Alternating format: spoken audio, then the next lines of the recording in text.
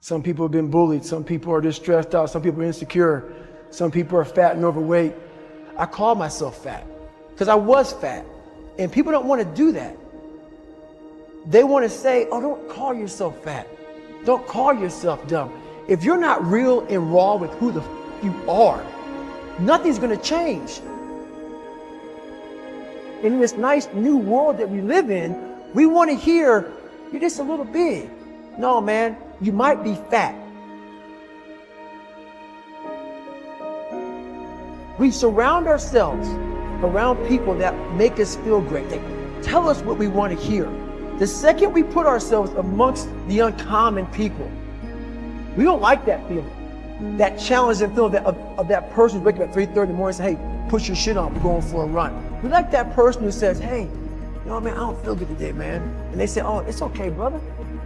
We don't want that motherfuckers like this. Hey, man, no, bro, get your shit on, man. Stop being a punk.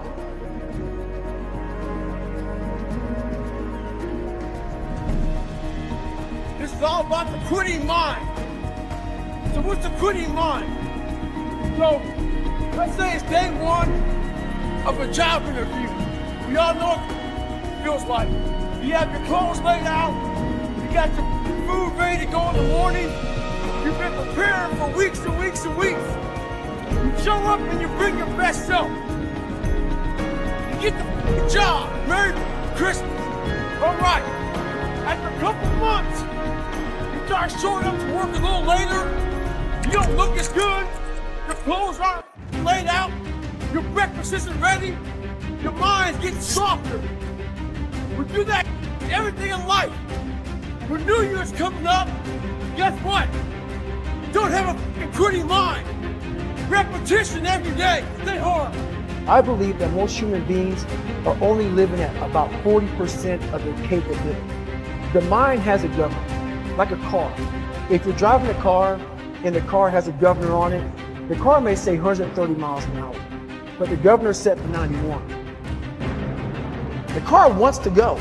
The car wants to go, but that factory said, we're not going past 91. We have a factory, a nice governor in our brain, and it's a survival mechanism. It protects us from pain and suffering. At all times of your life, the mind has a tactical advantage over you. Why is that? It knows that you're afraid of. It knows your insecurities. It knows your deep, dark lies. And it starts to push you away from that.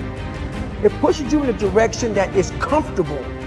The mind controls everything. You get to 40%, your brain says, we're done. Let's roll, man. This is starting to get painful. This is uncomfortable. So you sit down. You have to figure out ways, and everybody's different. That's how the book kind of talks about, like we all have these things about, 5 steps to this and 4 steps to this. It's a lot more than that. That's all bullshit. It's a practice that you have to, it's a habit. So if you know that at 40% I'm feeling pain. At 40% I'm feeling pain. That's where the 40% rule kicks in. Now it starts. Okay, I'm feeling pain. My mind's saying it's saying get out of here, run, flee. The fight or flight kicks in. Okay, we're done. We're not good enough. It starts telling you all these things. You start to believe it because the mind controls all. This is the time where you have to gain control back in your mind and say, okay, let me see if I can go 45%. And once you start giving yourself more and more hope and start realizing, okay, the mind starts to be, okay, what are you doing? We're supposed to be going right and you're going left. You start then controlling your mind. Start finding more in yourself, and then it goes from 40% to a lot further than that. But that's the start of it though. Get to the spot where your mind is saying stop. Wherever that is, you gotta get there first. And then that's when that starts to work. You gotta control yourself in that moment. Well, at that time of year again, we start to feel real happy. Why? Because we're not going to work. If you believe in Santa Claus and you celebrate Christmas, you're looking forward to Santa Claus coming down the chimney giving you some presents. It's a real good time of year. So in that good time of year, we start to feel real good about ourselves. Start to feel great. So we start making promises to ourselves about, hey, I'm gonna lose some weight. I'm gonna do better in school. I'm gonna be better here, be better there. But guess what happens? The real Merry Christmas happens when all of that noise is gone. It's quiet. And it's you against you. And now all those endorphins are gone. accomplishment by getting up early and getting after it to go lose weight, study harder, guess what?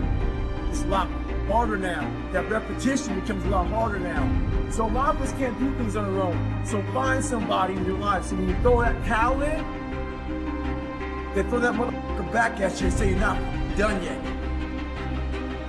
How are you gonna feel, man, when you accomplish this goal coming from that? Coming from the fucking hell you came from. A lot of people start from a good starting point. They have a good foundation. What if you can surpass all of you?